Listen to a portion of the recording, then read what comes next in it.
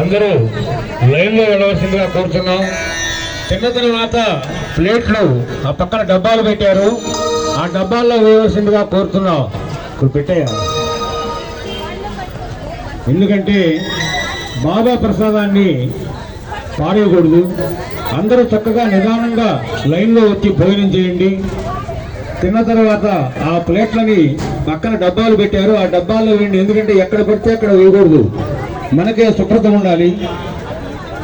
నిదానంగా ఆడవాళ్ళకి ఆడవాళ్ళ లైన్ క్యూ ఉంది, చక్కగా